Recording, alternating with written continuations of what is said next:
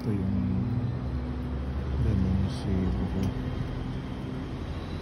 Mamalching ko ako yung mga nabubulok na dahon, ilalagay ko dyan, magiging pataba niya. Ito naman sa mga sanga niya, medyo na rin unti-unting nabubuo na rin.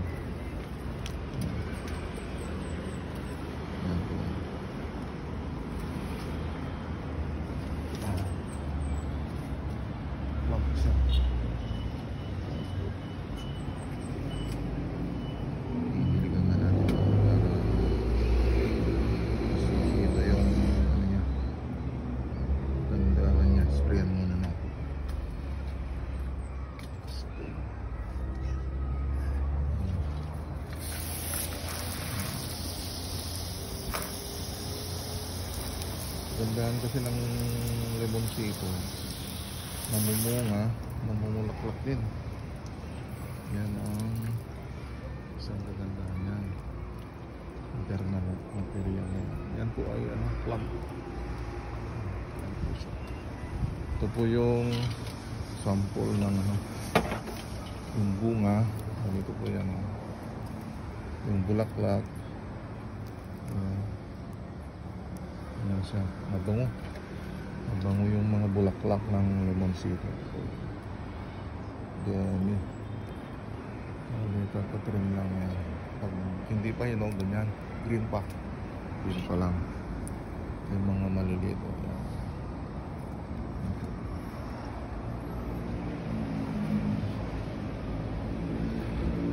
Ito lang muna dyan, kabat siya kasi trim pa natin yung mga sanga para mas madaling mabuo yung mga sanga niya.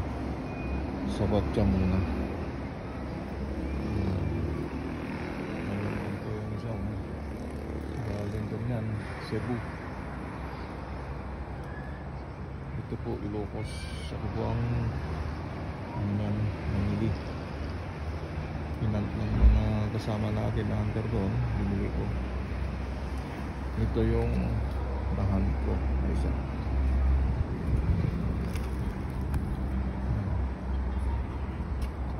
Gandaan kasi nito literati. Bali ito po ugat galing po sa daluyan ng tubig. Ayan. Kaya ganyan ang itsura niya. Ugat yan, isang ugat. Ito yung may maliit na ugat din dito noon, pero ito kasi nakasabit na sa may daluyan ng tubig, kaya ganyan ang itsura niya. Pag namunga po ito, ganda. Ngayon nilalagay ko muna sa mga malalalim para mas madaling tataba ang mga trongko niya, pati yung mga sanga mas madali pong tataba. Yun lang po. Maraming salamat sa mga nanonood sa mga videos ko.